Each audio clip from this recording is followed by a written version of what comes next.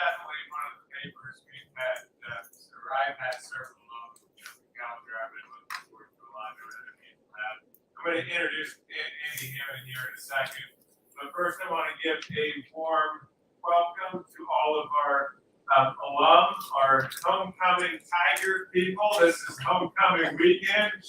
We're not going to clap for that, Tigers.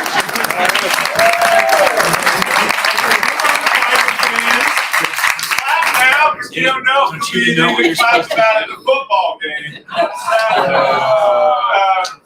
He's even wearing Okay, homecoming.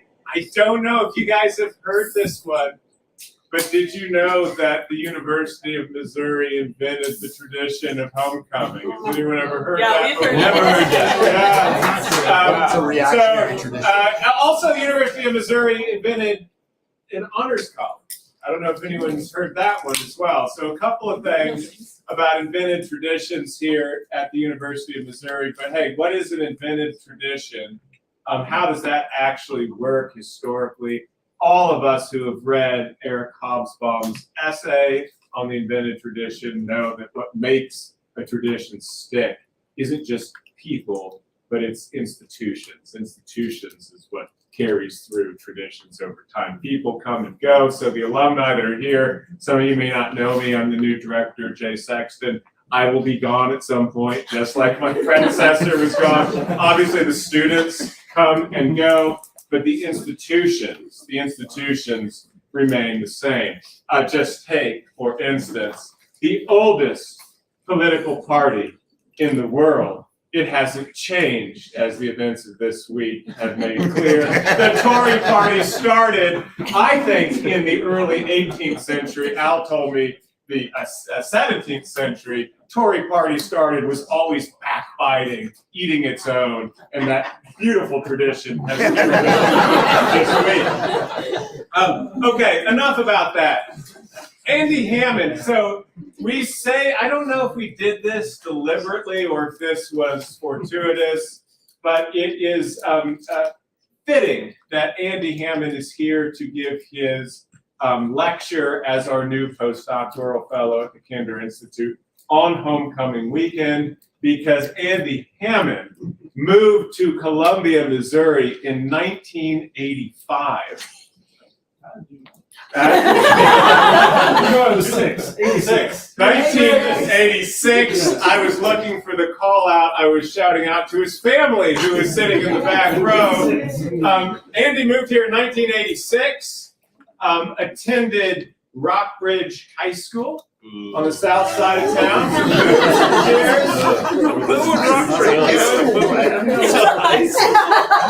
Most significant of all, in the spring semester of 1988, Andy Hammann, enterprising, smart, young high school student, so smart that Rockbridge math program could not offer him what he required intellectually. He enrolled in calculus 2 at the University of Missouri. Amazingly, for the computer system, whenever I actually need something from the Missouri computer system, like if it happened 2 weeks ago, it's gone. But that piece of information is somehow embedded in it, and I know what grade Andy Hammann FERPA.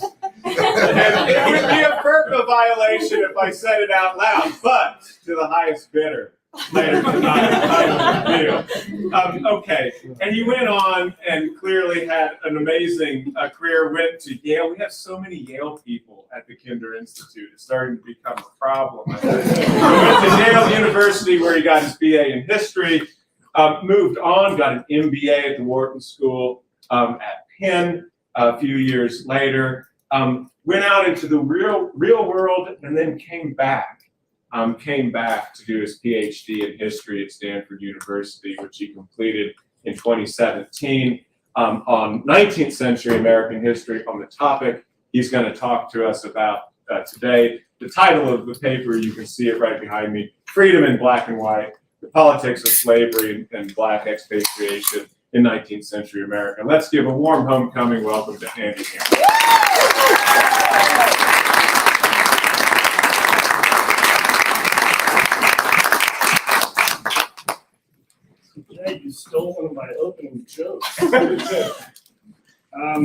But I'm probably just going to roll right through it anyway. But just a correction, it was actually the fall of 1988 in which I took calculus. But it did create many ghosts in the machine. Oh yeah, thank you. You told me that.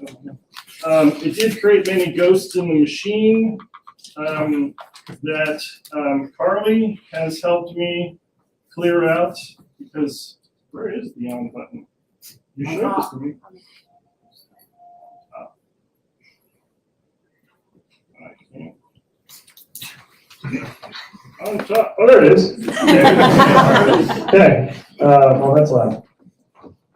When I moved here, and actually for at least the first 6 weeks or so, I showed up in Stanford, or it's not Stanford, ancient history, in Mizzou's IT systems with like 3 different identities. And so I would do some training session, and then I would get like an email like a week later that was sent like directly to Jeff and Jay saying, you have not completed a training session. You need to do this urgently or your employment may be in everything. Like, I did it. And then I enrolled in benefits and I got booted out of that. And it was funny, but it's all fixed now. All right, so let's start with, time this. So I did move to Columbia just a couple months ago. I've been living in Northern California for the last 24 years, and now that you know where, I went and got my PhD in urban teaching. You may know, those of you who are in the know that Amy Twitty's husband teaches there. He and I were friends, and Amy and I were friends before I came here. Interestingly, next week's speaker also is currently at Stanford, and she was a friend.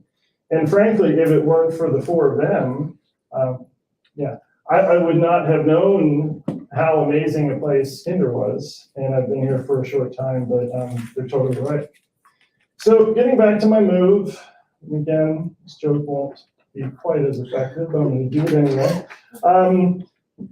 I did live in Columbia for 3 years. Several years ago, this was during the late 80s when I was in high school. This was long, long before the Kinder Center existed. There were very few cars in Columbia at the time. It was mostly horses and buggies. No, actually, for those of you who are students, this was most likely the decade when your parents were growing up. That might not help. I might still envision horses and buggies. Just joking, but this might help.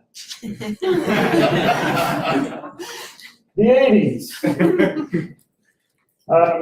So, I want to make a deliberate shift in tone, however. This talk, probably pretty obviously, will have nothing to do with the show Stranger Things. But indeed, the subject matter of this talk is serious. It's about the 19th century political movement to expatriate Black Americans from the United States. However, this serves more than sort of opening laughs purpose, in that in its literal form, this title does have some relevance to the way the subject matter of the talk that I'm giving, Black expatriation in the 19th century, appears from a present day perspective. It appears strange. It also appears in many ways incredible, and in all ways troubling. Now, first and foremost, many of us find it hard to believe that this exclusionary movement could have existed at all. Not only does it seem thoroughly wrong, but it also seems thoroughly impractical and absurd. Beyond this basic hurdle, many of us find it hard to believe that such a movement could have drawn the support of some of the most revered political figures in American history. Beyond this, many of us find it hard to believe that such a movement could have operated in the political mainstream as opposed to the political margins. But on all 3 counts, it did. And as the book that I'm going to talk to you about today shows, this political movement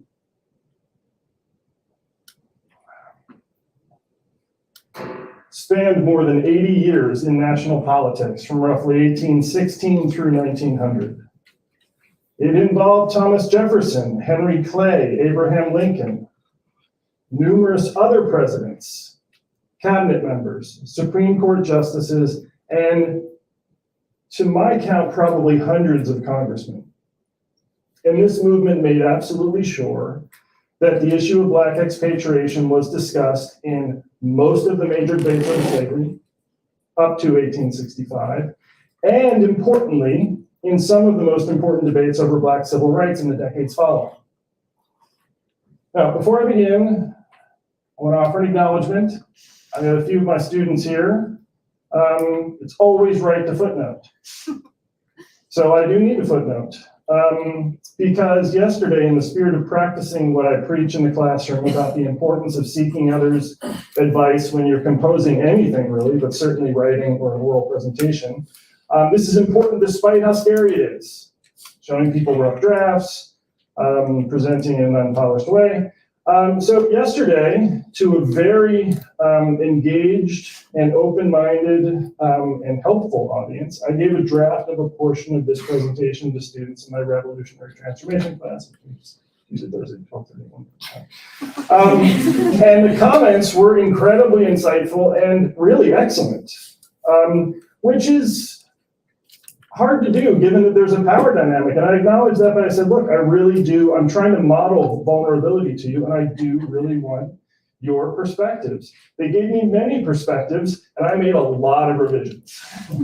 A lot of revisions, and the presentation is better for it, so thank you. Thank you. So this is a book talk of a book that isn't done yet, but nonetheless a book talk. I've been working on this book for a long time, for about 8 years.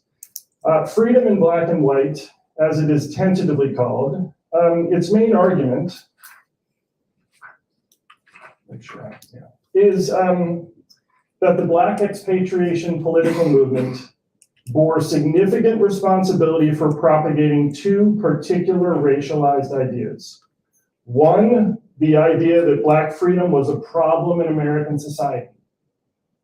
The other one was the idea that excluding Black Americans, either from the United States itself or from the rights enjoyed by white Americans, was a national imperative, and ultimately in the best interest of all concerned, Black and white alike.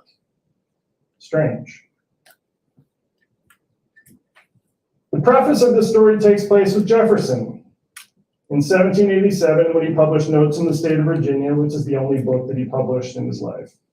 And this came out as preparations were being made for the Constitutional Convention, though he was in France. Anyway, he was worried about this book and held back on publishing it for a little while because he made some statements about slavery. He predicted two things. He predicted that slavery in the United States would end. Jefferson, the slaveholder, predicted that slavery in the United States would and should end. He also predicted that it would require a national system of Black expatriation to accomplish it. Yeah. Strange. He predicted, the sage of Monticello predicted that it would require a national system of Black expatriation to end slavery. I'll come back to that. The story then jumps to 1816, 1817, when Henry Clay in the upper left, and many other prominent politicians founded the American Colonization Society. From left to right, I'm going to use this new laser pointer that I've got. Henry Clay, John Marshall, John Randolph, Bushrod Washington, Francis Scott Key. Clay is the most significant here. He was a Virginia-born Kentucky politician who at the time was Speaker of the House of Representatives. He would be Secretary of State during the 1820s, period of time, senator. He was in politics, and he was dominant in politics until 1852. During the entire time from 1816 to 1852, he was one of the most powerful and active promoters of Black expatriation in the country. Some biographies of Henry Clay have about this much about this. John Marshall, Chief Justice of the Supreme Court and one of the leaders of the Black expatriation movement in Virginia from the 1810s through the 1830s. John Randolph, Another prominent Virginian in Congress, he was quite instrumental in the founding, as I will explain, but ultimately he left the ACS in the mid-1820s due to concerns about its political strategy, which I will return to. Bushrod Washington was founding president of the society until he was president until 1829. He gave several speeches on behalf of the society during the founding years. He's nephew of George Washington and Associate Justice of the Supreme Court. Francis Scott Key, and I always have to pause here and say in a somewhat Bill and Ted's kind of way, he's not just the Star-Spangled Banner dude. He was actually a very high-powered DC attorney for decades in Washington. He tried cases before the Supreme Court.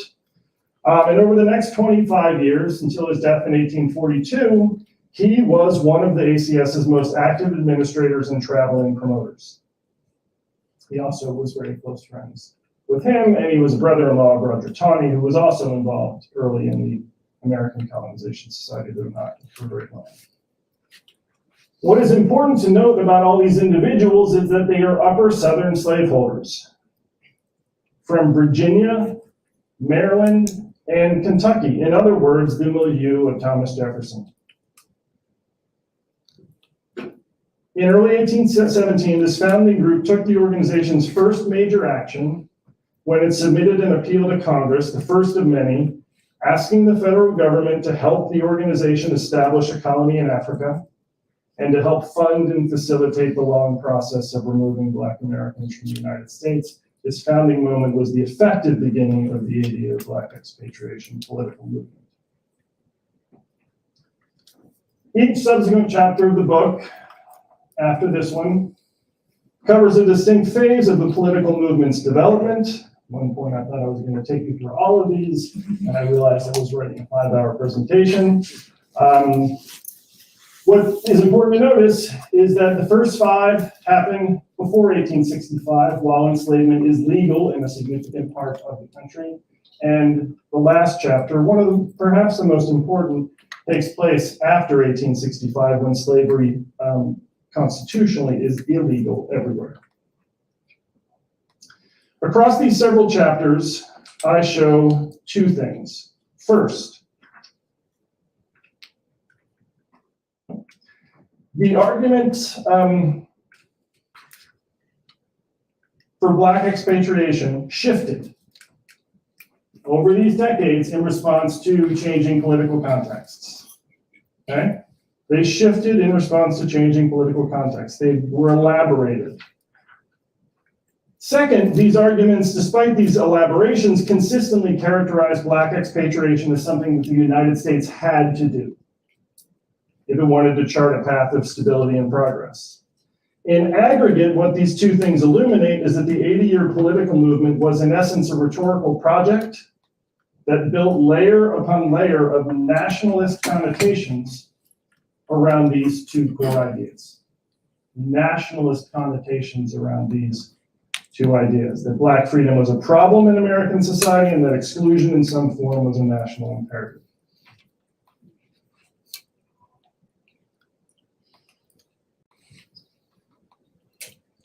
Now, during this 80-year period, as every chapter shows, Black activists vigilantly tracked and vigorously argued against what Black expatriation advocates said and did. This is a small collection of Black activists, but from left to right, this is James Forten, this is Samuel Cornish, this is Frederick Douglass, this is Benjamin Tanner, and this is Anna Julia Cooper.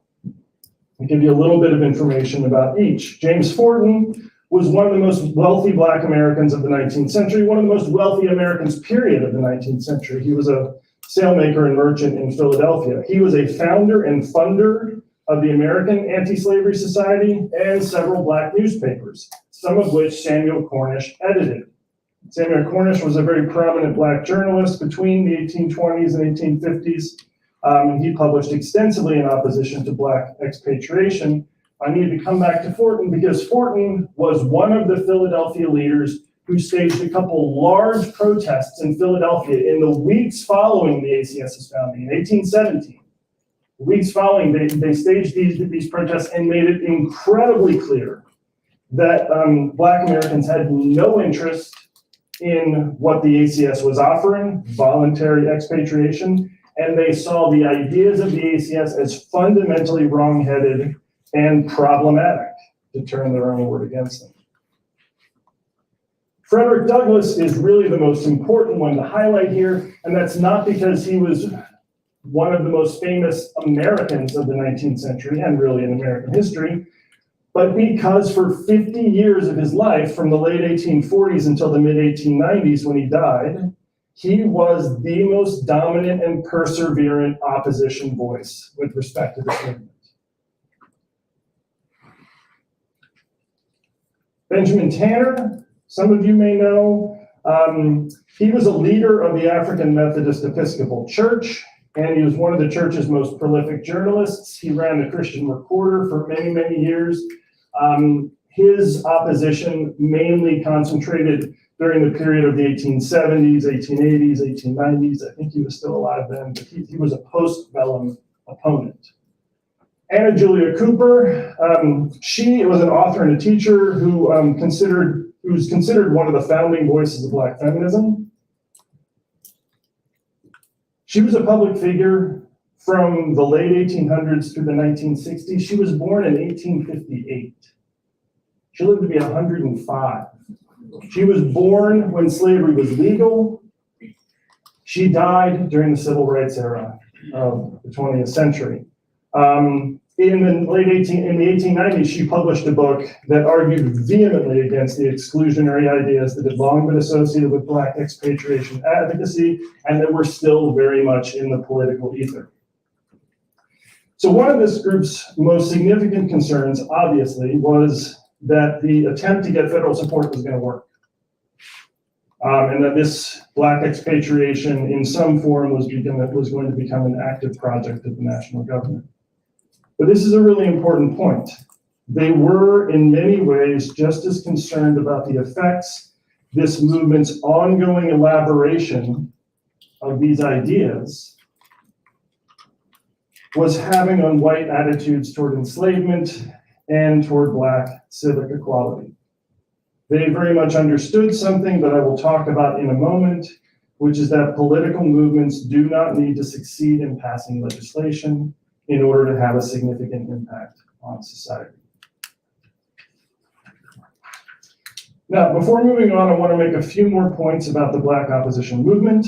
The story of this movement, of what Fortin, Cornish, Douglass, Tanner, and Cooper said and did over the course of 80 plus years, it's not the book's primary focus.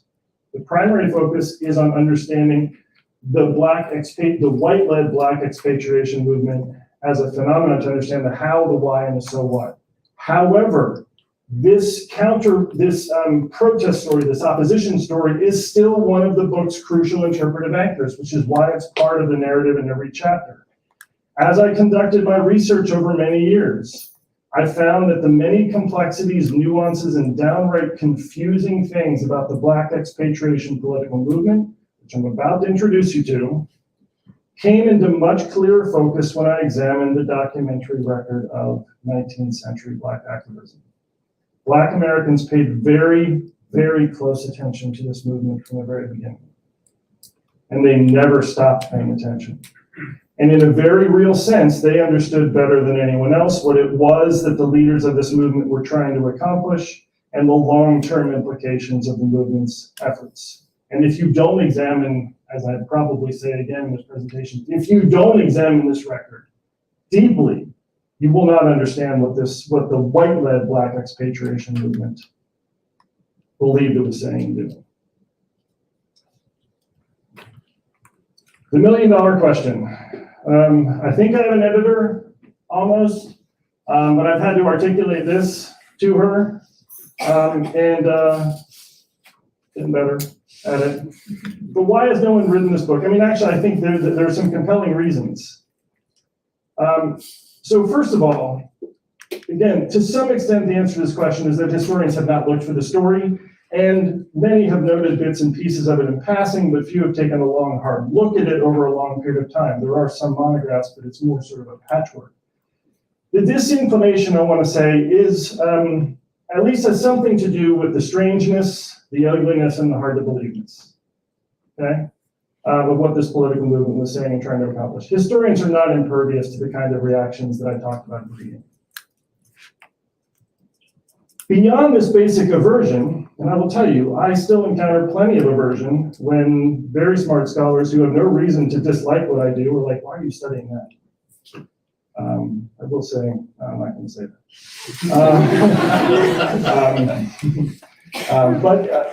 And some people don't understand, I'm like, well, but other people know exactly what I'm talking about. There are plenty of people who are like, why are you studying that? There's something bad about it. So how do I know that these biases have gotten in the way? Because they got in my way. And it was only when I recognized what was happening and made crucial adjustments to my interpretive lens that I was able to discern the full story that I tell in this book. So there are three interpretive biases that I had to look past. The first that I had to let go was the understandable but not infallible inclination historians have towards studying political movements that succeeded, not ones that failed. This is an understandable bias. Despite the great number of influential men and women involved with Black expatriation advocacy during the 19th century, nearly all attempts to get federal support failed, with a couple exceptions during the Civil War. However, as 19th century Black activists well understood, the historical significance lies not in the faint marks that this movement left on the federal law books, it actually left plenty of marks on state law books, but that is a completely separate book and talk, but rather in the deep ideological and systemic imprints it made on American society. On numerous occasions, between the late 1840s and 1865, Frederick Douglass underscored this point by characterizing the Black expatriation political movement and people like Henry Clay as being second only to the institution of slavery itself in being the greatest obstacle in the fight to gain full civic equality for Black Americans in the United States. Second only to slavery.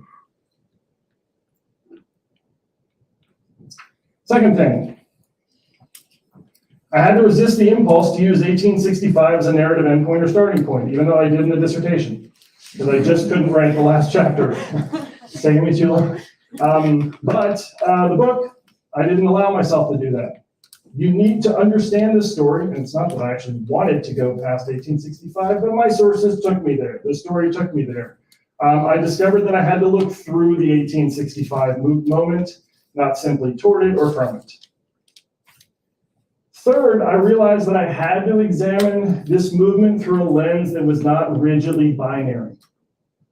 For roughly 60 years, those who have written monographs on Black expatriation advocacy, and there are, 5 to 10 or so, and the much larger number of scholars who have sort of dealt with this in bits, most of whom study the movements against slavery or the wider political debate over slavery, have been preoccupied with answering an unanswerable question. Again, I was preoccupied with this for a while also, trying to answer the question of whether Black expatriation advocates were, on balance, this or this. That formulation doesn't work. As I will explain, one of the keys to understanding the strange and complicated political movement is recognizing that many of its leaders, including all of the founders who I've identified so far, had inherently ambivalent motives. In other words, to use the binary terminology that I've had to bend and work around, their motives had anti-slavery and pro-slavery dimensions. In this talk, I plan to address 3 of the book's big questions.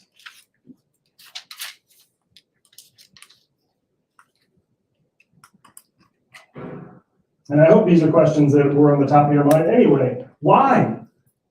Why was there so much support for this over such a long period of time? The second is, if what you say is true, that there was so much support from these big 19th century historical figures, why did attempts to get the federal government involved repeatedly fail? And third, why did this political movement persist beyond 1865?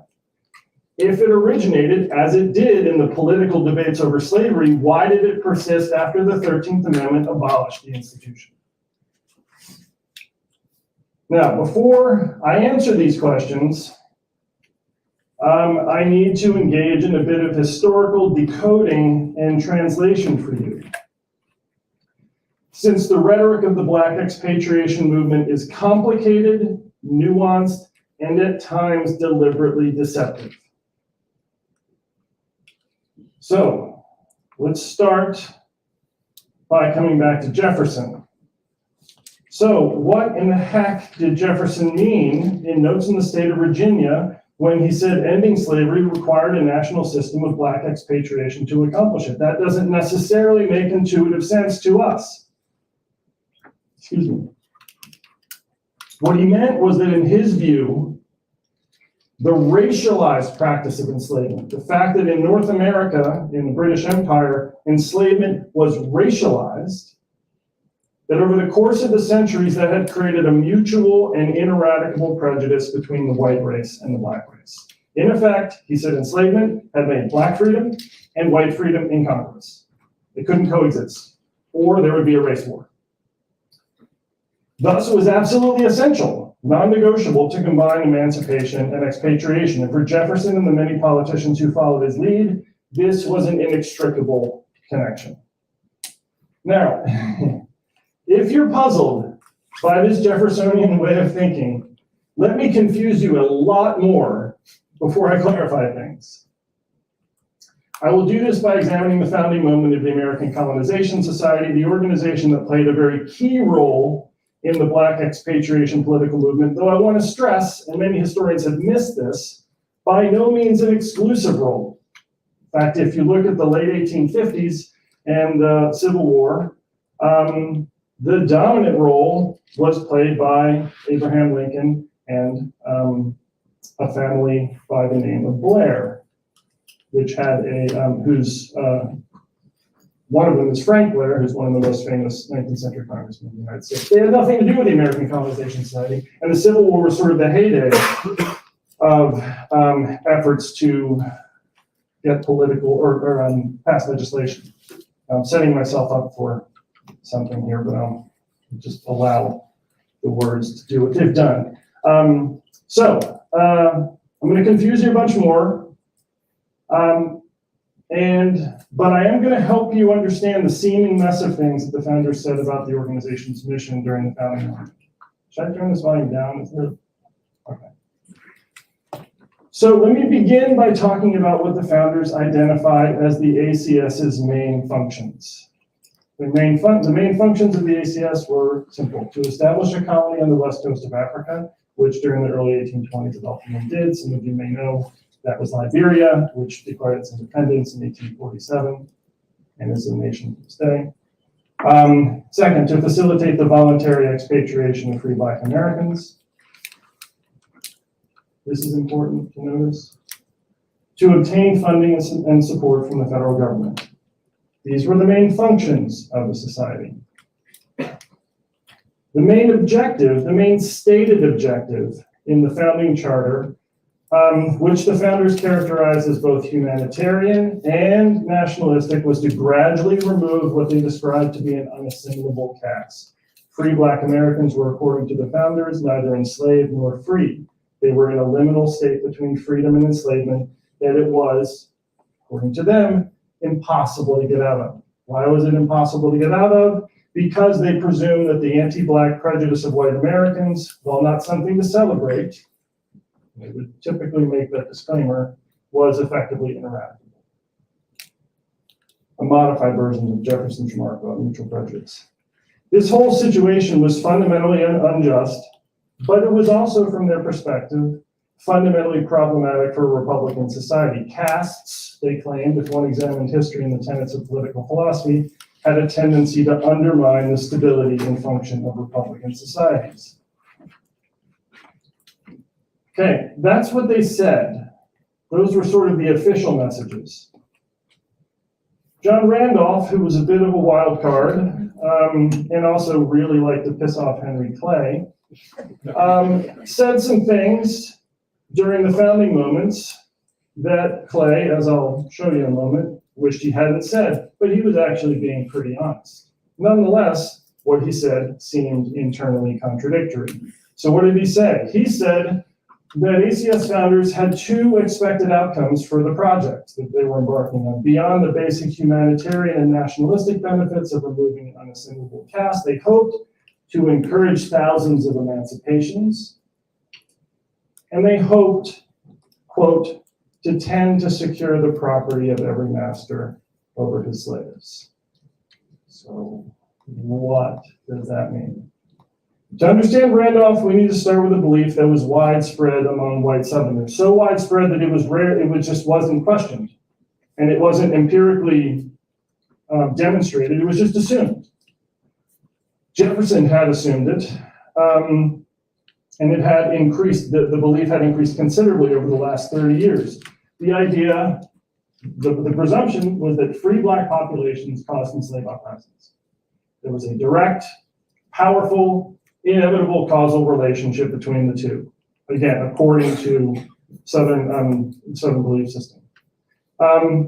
Between 1787, when Jefferson wrote his stuff, in 1816 and 1817, there had been many enslaved uprisings, which actually made this fear, despite empirical evidence that might have suggested otherwise, greater. The Haitian Revolution of the 1790s and early aughts, which again, as we know, is far more complicated than this. The Gabriel Prosser conspiracy in 1800, the German Coast Uprising in 1811, and the fact that during the War of 1812, many enslaved Americans had fought for the British side. Randolph, like other upper Southern ACS founders, agreed with Jefferson. So what I want to get at here is, how do we understand the first part, encouraging emancipations? Randolph, like upper Southern ACS founders, agreed with Jefferson that enslavement should and would end in the United States. In fact, he believed that most Southern slaveholders felt the same way. And he believed that they hesitated to emancipate for one main reason, because of their strong aversion to increasing the size of this population, which made sense according to this way of thinking, right? To emancipate without expatriating the emancipated was, according to Southern conventional wisdom, to increase the likelihood of enslaved uprisings, which was terrifying.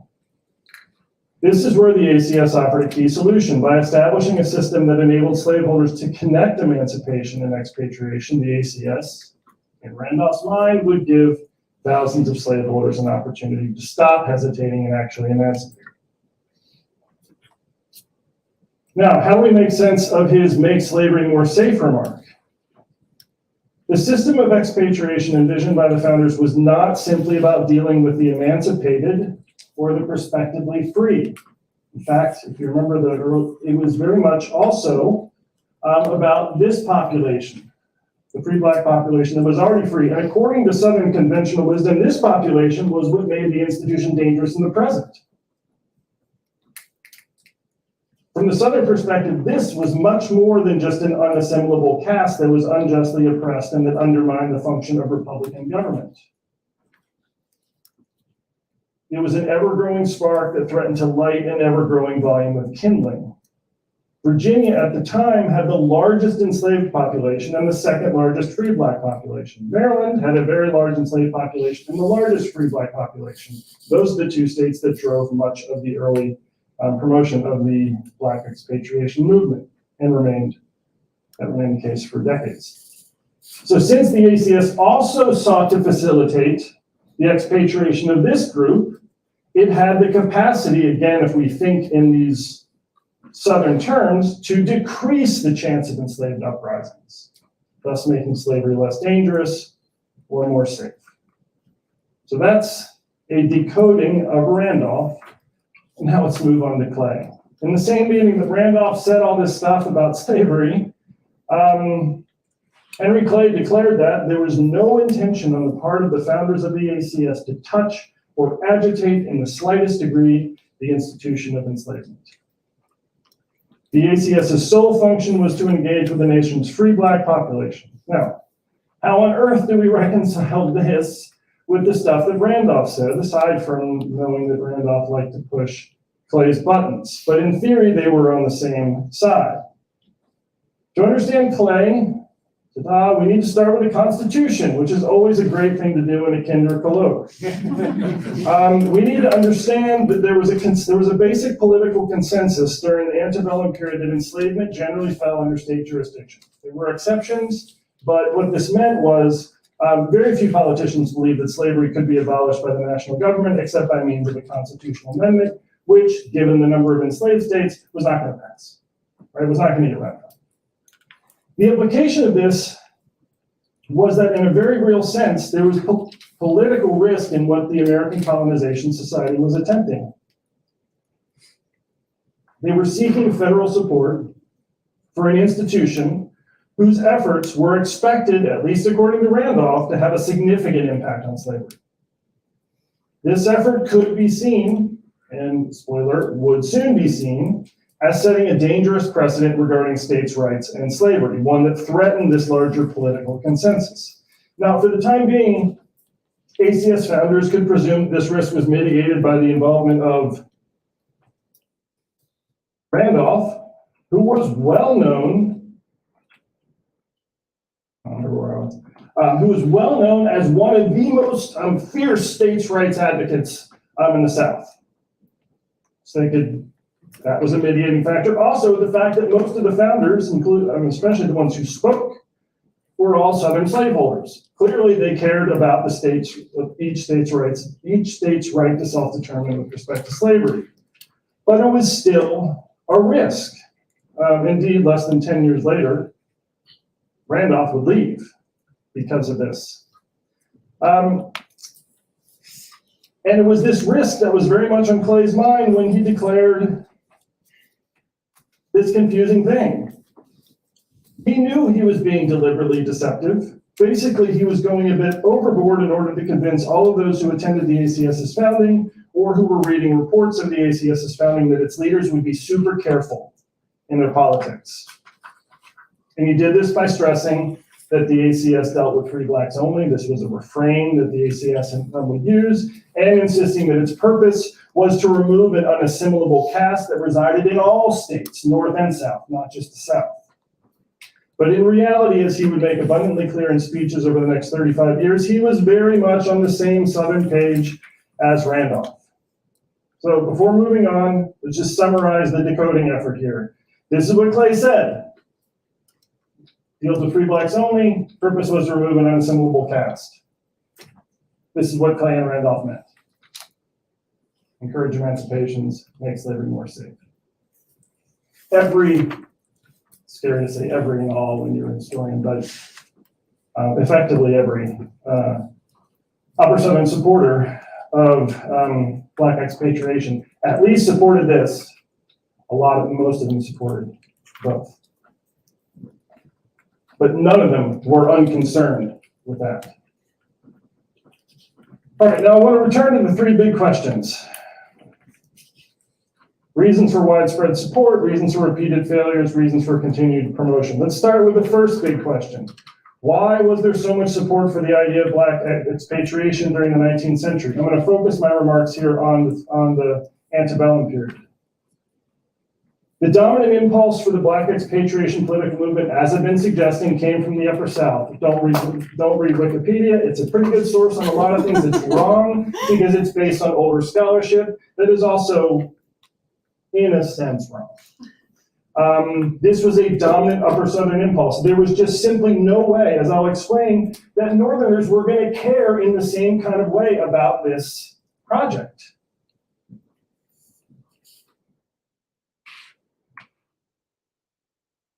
Upper Southern white Americans were, from the very beginning, highly interested in black expatriation because a great many of them shared Jefferson's vision that slavery should and would end, and that black freedom was a problem that was getting in the way of that. And thus, many of them found the ACS's founding rhetoric very attractive and very resonant. Because in essence, as Randolph made clear, the ACS was operationalizing Jefferson's vision. That's what they were doing. Now, that's the Upper South.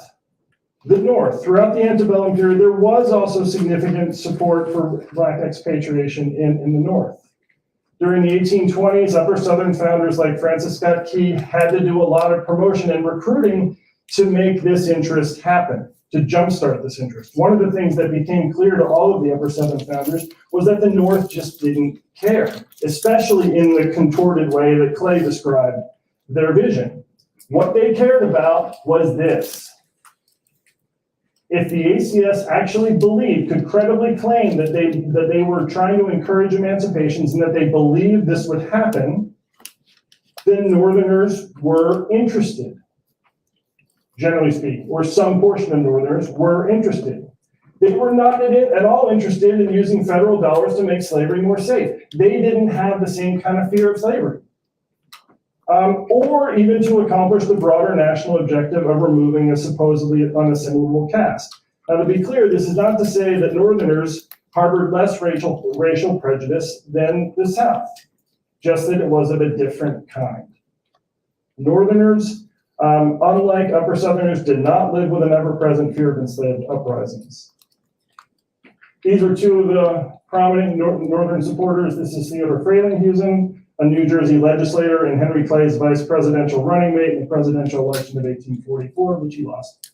And then Edward Everett, so he was a supporter of the ACS from the mid-1820s to the early 1860s. He was ultimately also president of Rutgers. Edward Everett had almost every political position you can imagine. He was a Massachusetts politician. He was also president of Harvard for a period of time. He was governor, congressman, secretary of state of the nation. And in 1860, he was the Constitutional Union Party's vice presidential candidate in the election of 1860. Well, I said that.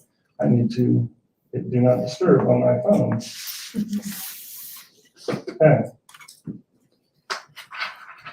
Everett supported the ACS for roughly 30 years, at least the early 1830s to the 1860s. Now let's consider the second question. If there was so much support, why did attempts to get the federal government involved repeatedly fail? The main reason was states' rights opposition. Southerners opposing Southerners, especially from states like South Carolina. This is Robert Hayne of South Carolina. This is John Calhoun of South Carolina. Hayne was one of the earliest opponents of black expatriation. He became a loud critic during the mid-1820s when states' rights opposition began to accelerate. Clay came on a bit later, more during the 1830s and 1840s. Generally speaking, these were individuals who did not share Jefferson's vision of slavery's future. They tended to see enslavement as an institution that was absolutely essential to the Southern economy and one that should and would last for a long time, perhaps even permanently. Thus, they saw the whole black expatriation project, the effort to get federal support, and the intention of encouraging emancipations as deeply threatening to their state's power and to their state's interests. Now, let me give you an example. I had more, but I cut back. Clay's land bill. A lot of you probably haven't heard of this. There's not a whole lot of reason why you would have. So this is a key example of a congressional bill for expatriation that had significant support during this time from the Upper South and from the North, but failed due to states' rights objections. And I'm not going to get deep into the details here, but this did nearly become law in 1833. Andrew Jackson pocket vetoed it. And he did so even though Clay had designed this bill in order to try and ameliorate states' rights concerns. In essence, he proposed that the federal government take public land revenue. At the time, the federal government was generating millions of revenue. It was actually a budget surplus, millions of revenue. A lot of people were talking about what to do with it. He said, I think we should allocate it to the states. See what he did there? Federal dollars to the states, and then the states can spend it on these three things. And it plays American system.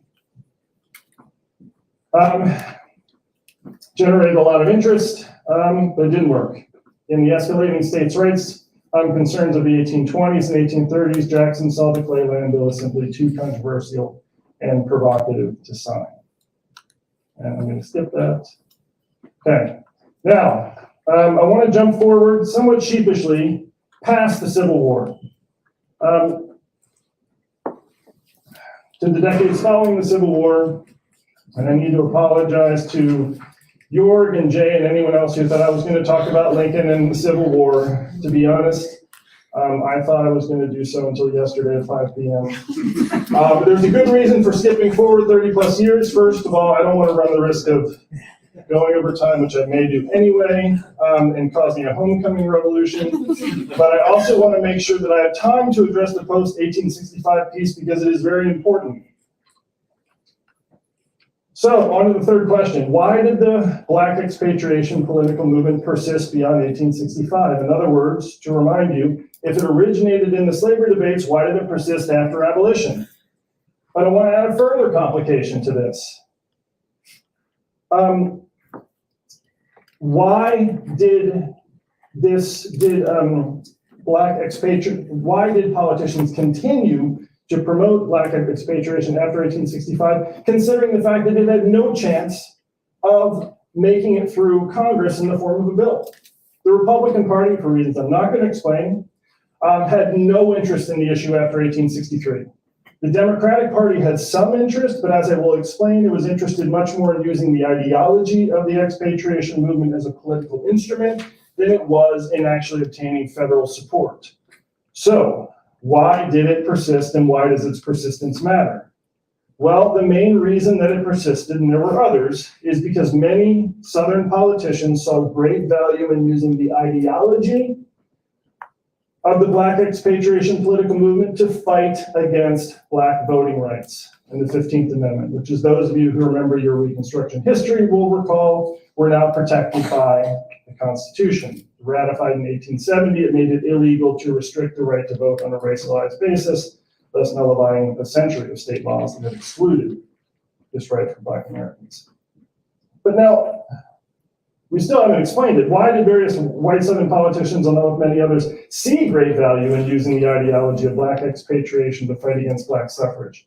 Because they saw in this rhetoric of this high-powered, decades-long political movement a potent political tool that they could use to invalidate the idea that the right to vote was a freedom that was appropriate for Black Americans to have, and to invalidate the idea that this right was appropriate for the nation to enforce.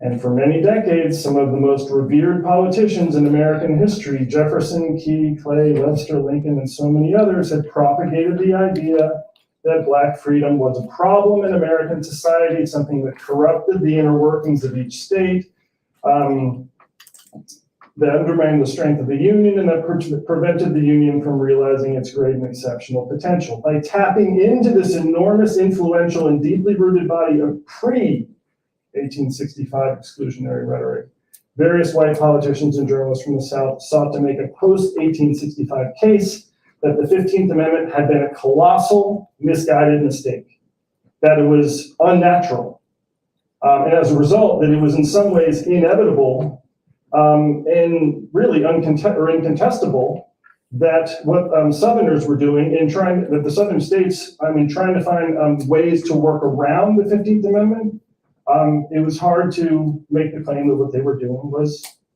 wrong. Now, a key example of this merger of Black expatriation rhetoric and Black suffrage opposition is this blurry photo of Senator Benjamin Butler of South Carolina. In 1890, this is 73 years after the founding of the Colonization Society, he, and 25 years after the end of the Civil War, he, along with Senator Wade Hampton of South Carolina, Senator John Tyler Morgan of Alabama, recommended that Congress appropriate $5 million for voluntary Black expatriation.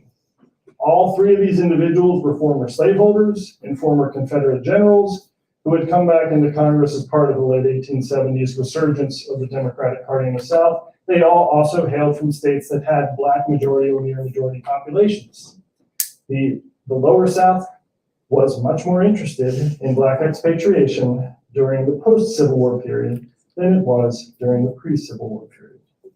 Their main goal in promoting the Butler Bill was not actually to get this appropriation. They would have been bad politicians if they thought that was going to happen. But rather what they wanted to do was give hours-long speeches on Black expatriation in which they cited Lincoln, Webster, Jefferson, among others, as a kind of prefatory objection to a bill that was coming up for debate later in the session. The Lodge Bill, which sought to reverse years and years of lax federal enforcement of the 15th Amendment. They did not want this to pass. They wanted the southern states to continue to have lots and lots of latitude to continue developing ways to work around the prohibition of race-based voter discrimination. And somewhat, it's not a coincidence at all. During the months when the Lodge Bill actually came up for debate in Congress, Mississippi, the state of Mississippi, actually made a seminal move that some of you may be aware of, because some people look at this as the beginning of Jim Crow. I don't, but this was nonetheless very important. Mississippi revised its state constitution to effectively disfranchise Black Americans. That happened during the Lodge Bill debate. So he was at the convention. He was one of the leaders of the convention.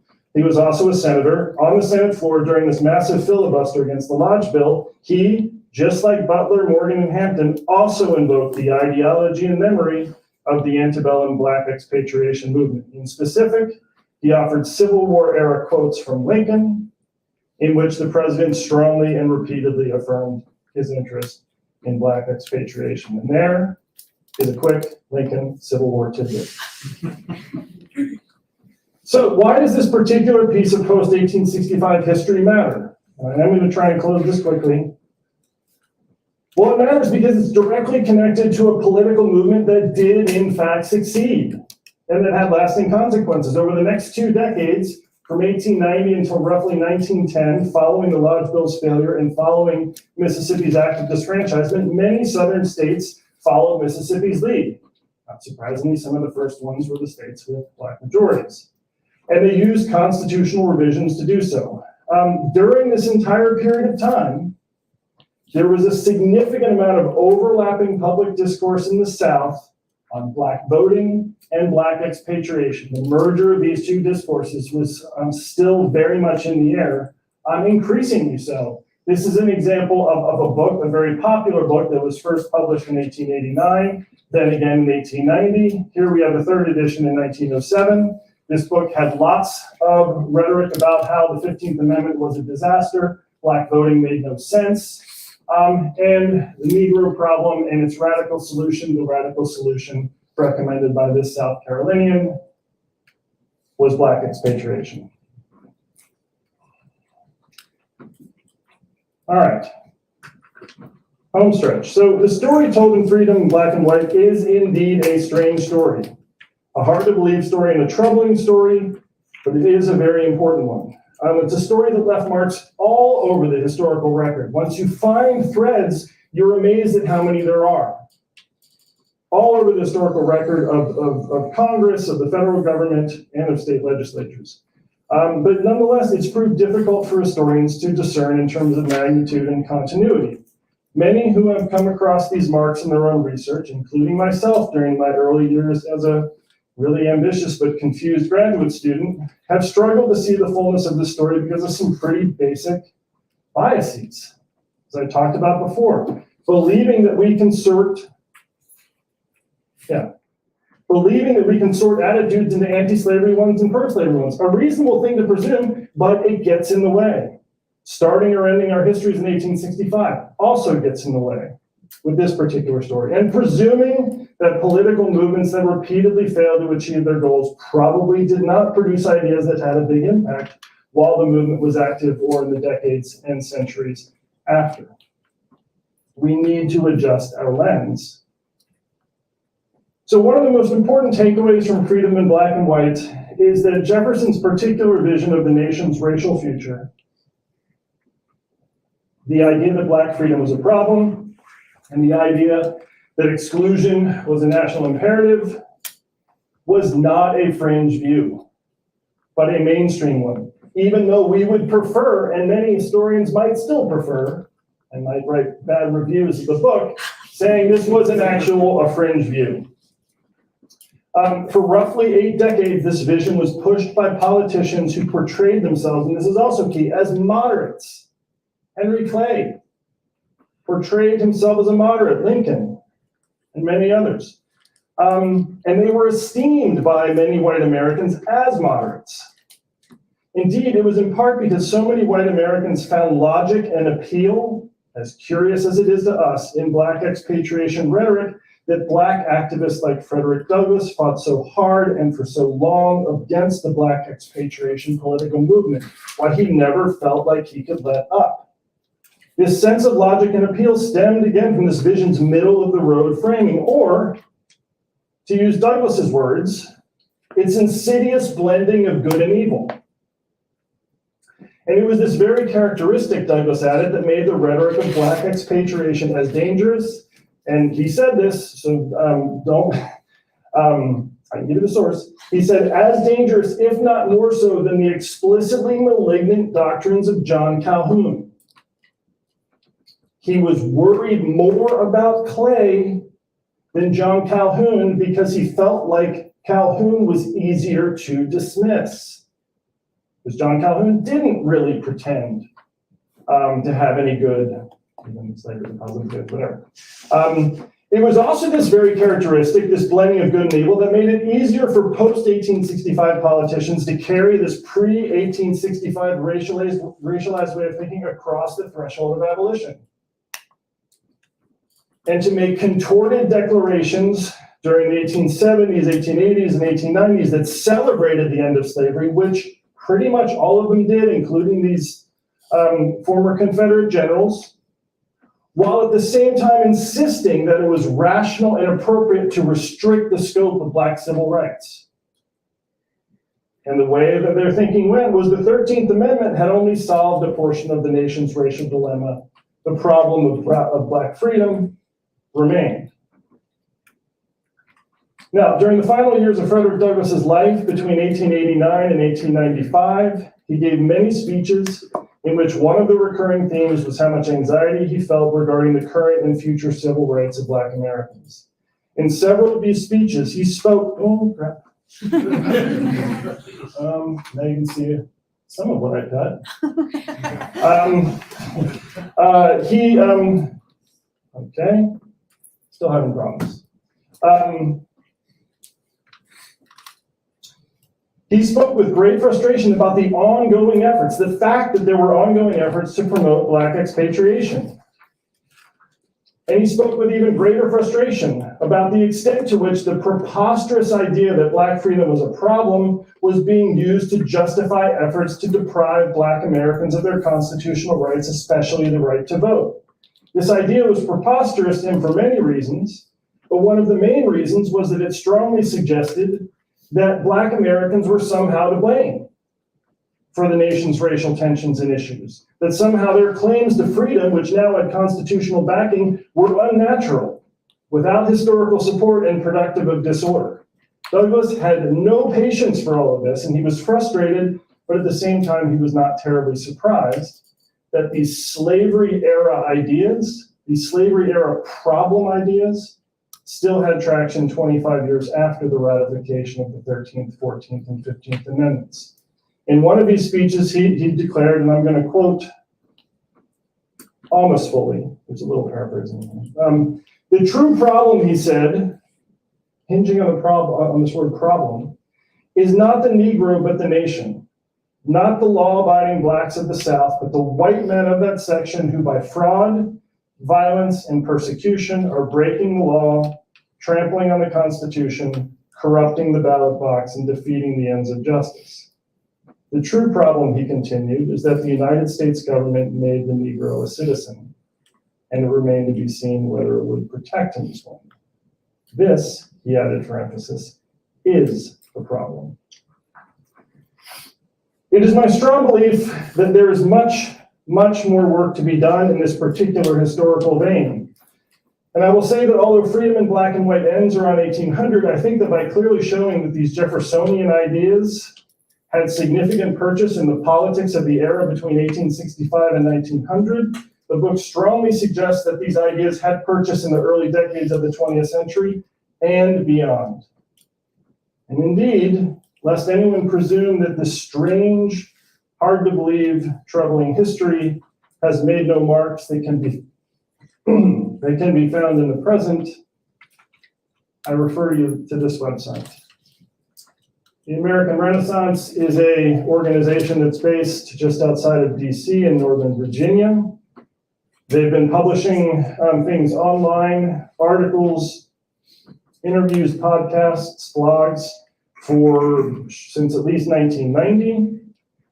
And over the last 30 years, they have published a lot on the history of the Black expatriation movement, specifically on the history of the American Colonization Society.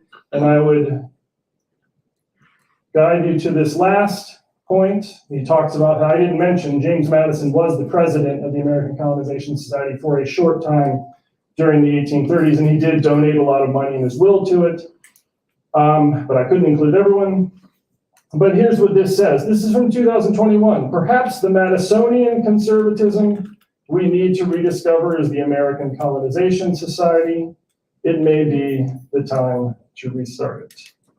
So that reminds us that these ideas, not satisfyingly enough to these people, were not just Jeffersonian, but indeed also Madisonian. Thank you.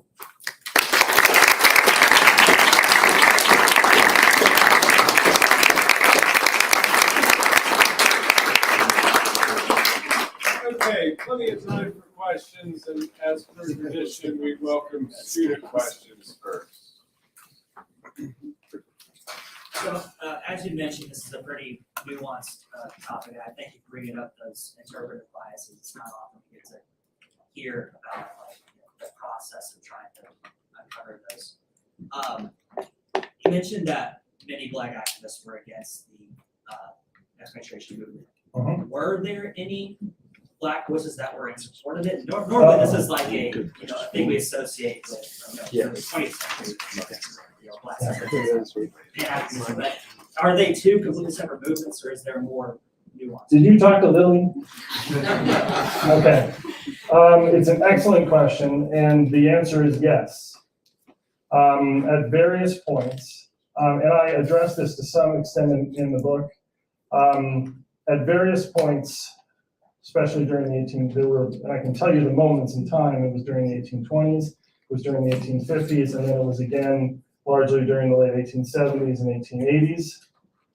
There were certain Black leaders who, for various reasons, often the dominant reason was things are so bad in the United States, they are getting worse. We do not respect this prejudice. We do not respect these oppressive laws, but we need to do what is best for ourselves. And Liberia by 1847 was an independent Black republic. And there were some, and also throughout the 19th century, there were moments when the Haitian government offered, invited Black Americans. There were also moments when there were invitations from the British Caribbean. There were these moments when there was rising. I believe it was always it was a minority interest, but there were moments when that minority was bigger. And it always set off a major argument within the Black community. And Frederick, this was actually a conversation and an issue that drove Frederick Douglass crazy. Though he always offered an important disclaimer, as all Black activists who opposed expatriation did. They said, look, individuals can and should do whatever they want. If you feel like that's the right thing for you to do, what I think should have no bearing on your decision. However, when it becomes sort of an institutionalized movement, when you're reaching out to the American Colonization Society, as happened a few times, to try and get some funding, then it's really, really, really dangerous, because it suggests that all of the stuff that they've been saying about the incongruity of the races and the fact that Black freedom has to take place elsewhere, it suggests that that's right. And so, but it's complex history, and in African American history, it is a very real part of African American history for sure. All right. Marcus Garvey too. Yeah. Later on, that's Yeah. a huge move. Africa for Africans, right? Yeah. I was predecessors. yeah. Lots of them. Yeah, I was curious. I mean, you say it's confounding or it's confusing or mystifying. How does economics clarify the question that you're talking about, the economics of slavery in the Upper South? Because I mean, all the people you're talking about, they're at a place where slavery is kind of on the outs, right? there aren't a lot of Southerners, like deep South Southerners, who are promoting colonization society. So, I mean, it seems like if you bring in economics, it becomes less confounding. But can you expand on that a little bit or talk to that? Yeah, I mean, that is certainly true, in that one of the reasons why Jefferson's vision had such purchase in the Upper South and had less purchase in the Lower South is because slavery, the slave-based economy was booming in the Lower South and then in the Mississippi Valley. And it was contracting in some ways in the Upper South. I don't think economics explain it all, but absolutely they were a significant part of it. Now the reality is, as you know, there was also a lot of money being made in the interstate slave trade, moving enslaved people from the Upper South to the Lower South. But yes, economics do help explain in a pretty significant way the different attitudes that Upper Southerners had toward slavery and toward this movement, and that Lower Southerners had. Yes. Andy. Yes. So much for the talk. Yes, I know. Sorry about Lincoln. I regret you that Lincoln, so. I know. So one thing occurred to me, you mentioned many times racism, moderate stances. I mean, I think it's very tricky, as you know, to come up with a definition of racism from our mind today and then transfer it to the 19th century. So somebody who was moderate at that time, like Lincoln was in the beginning, and he moved permanently to another way of thinking about it. But how do you come up with the definition of racism then in your era? Like if you talk about Henry Clay as a moderate, right? But the spectrum at that time was so different than our spectrum of today. Because at that time, everybody would have been racist. Yeah. Even the abolitionists in our mind today would be racist. Right? Yeah. So how do you cope with this in your book? I mean, transferring that definition, transferring this into the specificity of the 19th century. So I hope this doesn't come across as a pointed response, but I don't use that word. I guarantee it's not in the presentation. It's not in my book. I do not use the word racism for exactly the reason that you mentioned, which is that word really didn't even exist during the 19th century, and that word has no stable definition.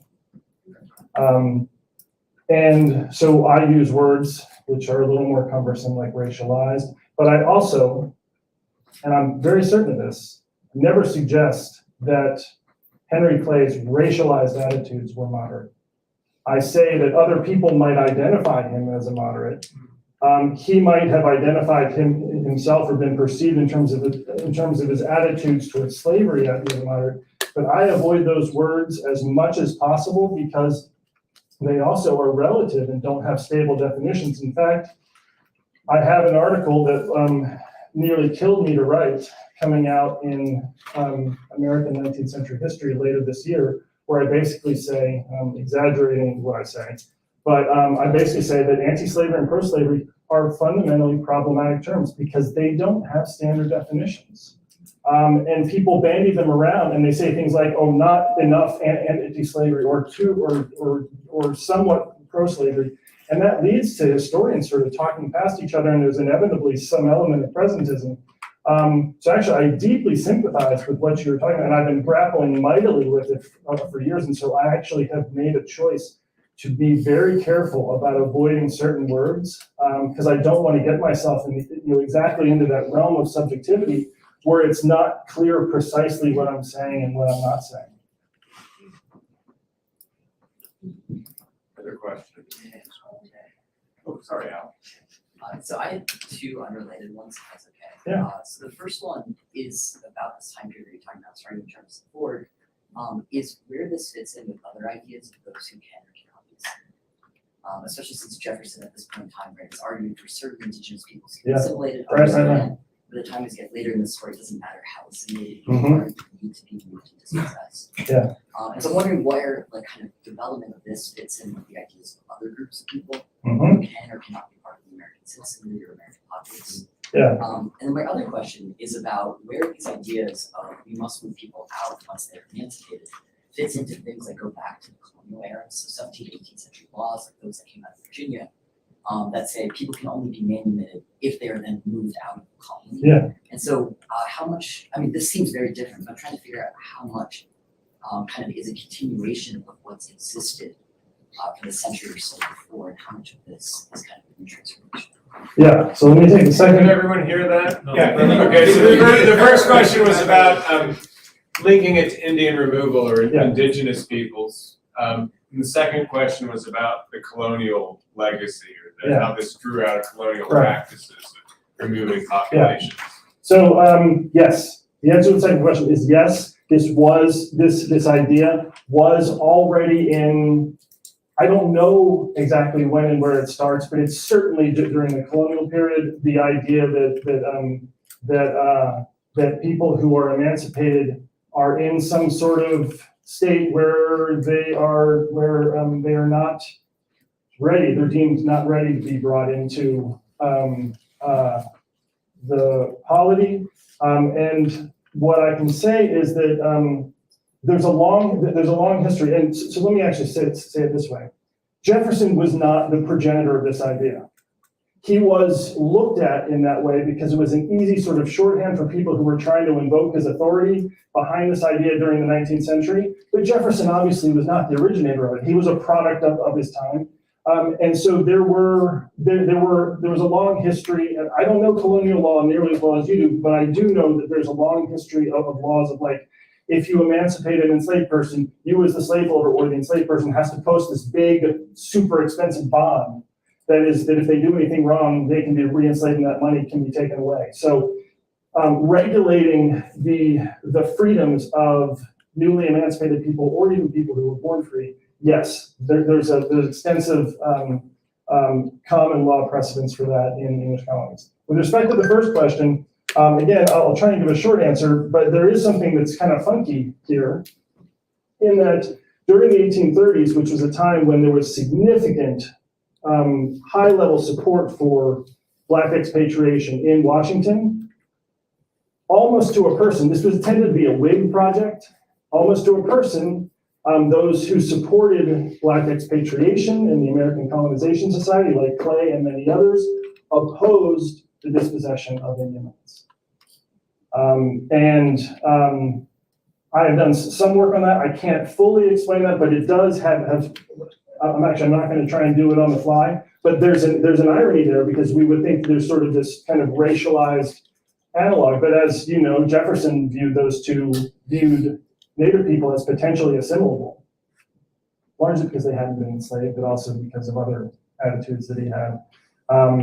But so there is, and the other point on this is that despite that 1830s history, in 1840s, 1850s, and during the 1860s, Black expatriation advocates in Congress loved to cite Indian removal as a federal precedent for funding the removal of a race. So, like, how can you say that this is unconstitutional when that was constitutional? And the answer is, in part, because that didn't have anything to do with states' rights and slavery.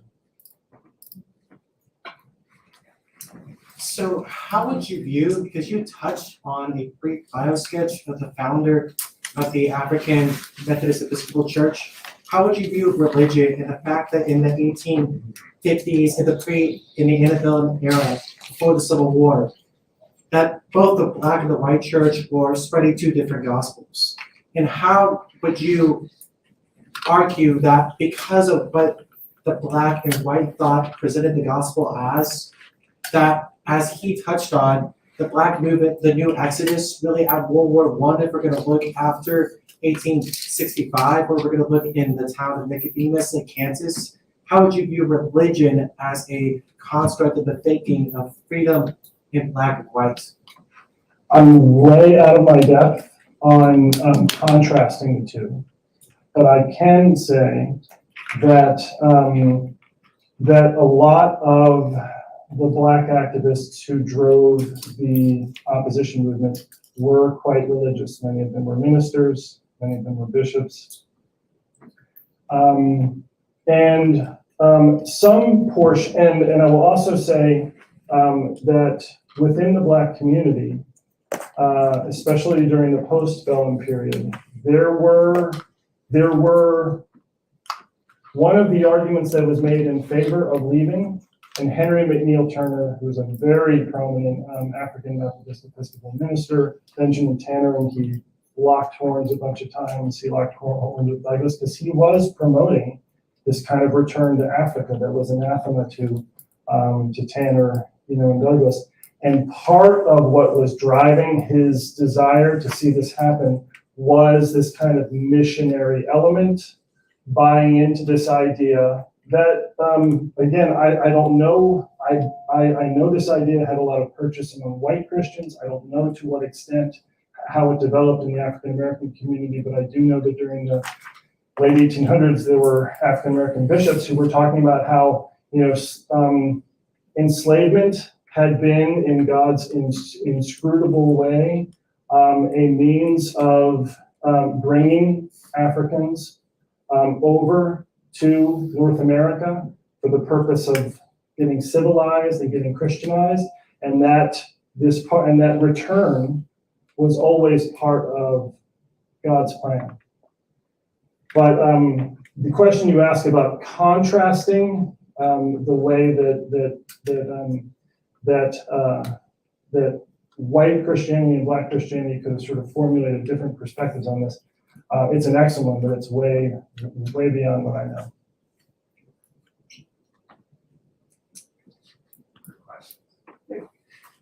So upon becoming an expat in Africa, what was their life like during that time in the pre-war era, or World War era, with colonialism being a huge issue?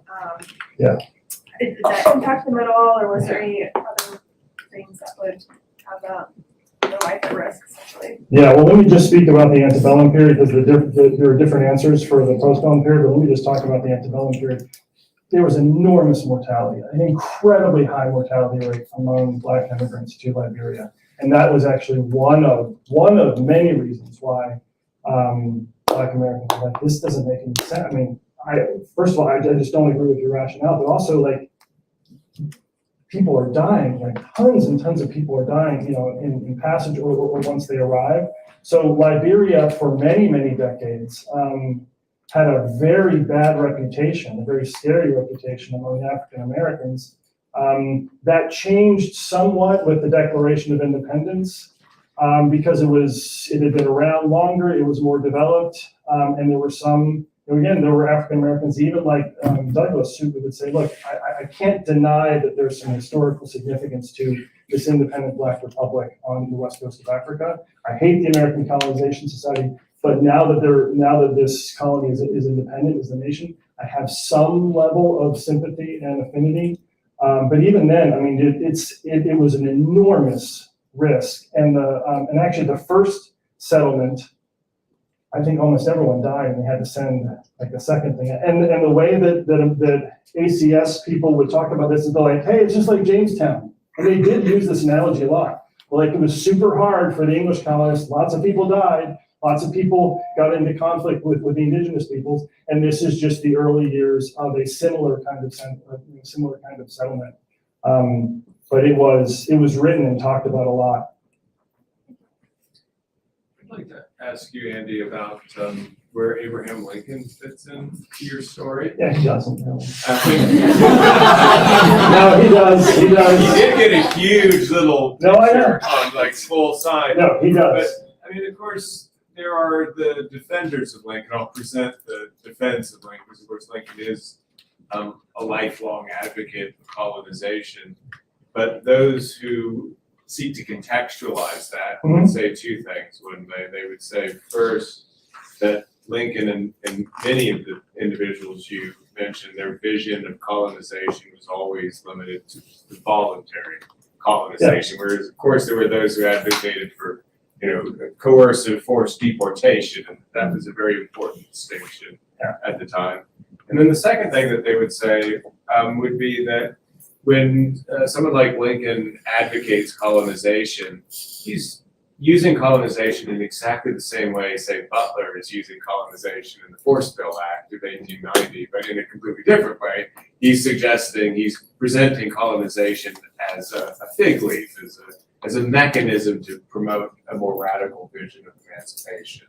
Right, we often hear that from Lincoln's defenders. So I'm wondering what you make of that case, and Yeah. he seems like a central figure, so where he fits in, is he part of your story, or is he He sort is. of an anomaly? No, he's not an anomaly at all. And Henry Clay, as everyone knows, was his idol. As I'm sure you do, I try not to get into debates on historical subjects where there's the word sort of defense or sort of trying to rehabilitate a reputation. I'm just trying to understand what he was doing and why he was doing it, as I know you are. And there was some political instrumentality, for sure. I would say that it was also grounded in much more of a belief and a potential hope, because he said this a bunch. I wish this could work. He didn't have, I don't know how much confidence he had in it, but he tried a lot during 1861 to 1863. He then let it go. Jim Oates, who I've talked to a lot, who is no friend of the fact that Lincoln was a colonizationist, but he can't ignore the fact. He also notes that this was something that Lincoln was loath to get rid of, even during 1864 and 1865, when he basically kicked the Blairs out of his advisory office and said, you guys are continuing to promote expatriation and gradual abolition. That ship has sailed. The 13th Amendment is how we're going to do it. The rest of my party wants you out. You need to leave. So he did make some political moves in 1864 and 1865 where he sort of pushed to the side politically. I don't know if he, I don't know his interior views of it all. But I would say that a significant difference between what he was doing and saying in 1862 and what Butler was saying in 1890 was during 1862, that is when the Republican Party was, for the time being, willing to pass federal appropriation for colonization. And again, I had to pull this out, but in 1862, the only two federal appropriations for colonization ever passed were in the spring of 1862 as part of the DC Abolition Act, and then as part of the Second Confiscation Act during the summer. During that whole time, Lincoln kept saying, I really, really, really strongly believe in this. And part of that was very instrumental because what he wanted the border states to abolish slavery, and he believed, and so ultimately, and again, this is not in there either, he and Frank Blair pushed for this idea that ultimately didn't come to fruition, and it ultimately foundered on a bill from Missouri. But they came up with this idea of offering a package of money to the border states, the 4 slave states that were in the Union, Maryland, Delaware, Kentucky, and Missouri. Offer them a chunk of money, $180 million for compensated emancipation. This is compensation to slaveholders.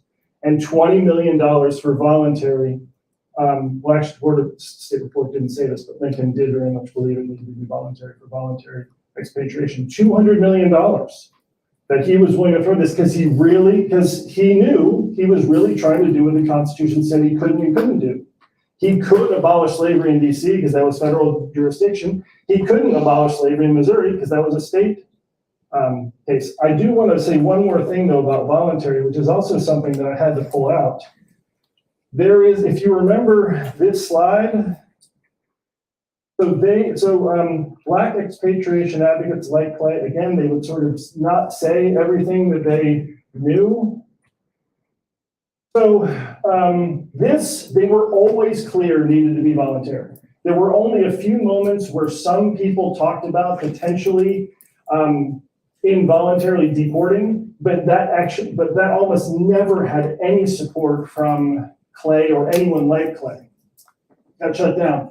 However, there's a much different situation up there, and actually the majority of the immigrants that went to Liberia and over the decades, and it was a little over 10,000, the majority went, they consented, but they consented to an offer of emancipation that was conditioned upon consenting to leave.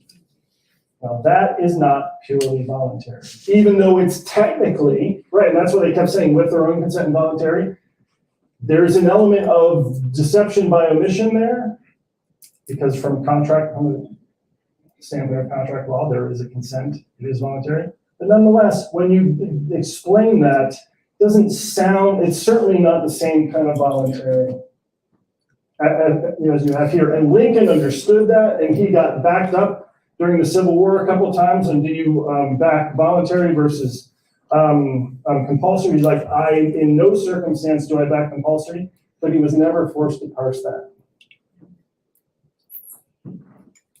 Okay, I hear the food being raided by Lakecomers. I sense that Tiger fans are ready to build up the homecoming atmosphere again. I want to give, and I think we all want to give Andy, but before we do that, there's two things I want to say. Next week, Andy put in a promo plug, this weird new West Coast turn that the Kinder Institute is taking. Catherine Olivarius is also coming from Stanford next week. I last saw her when she was a graduate student in England. Who knows what she's like now? I hear good things, but you shouldn't miss that one. Next Friday, our normal time and place here. And then, it's a secret. Turn the camera off. It's a secret. November 1st. That's a Tuesday morning, 10:30 a.m. in the foyer of Jesse Hall. I want everybody who's here to be there. There's going to be an important big announcement about the future of the Kinder Institute here at the University of Missouri. So put that one in your diary. But let's now thank Andy Hammann for a great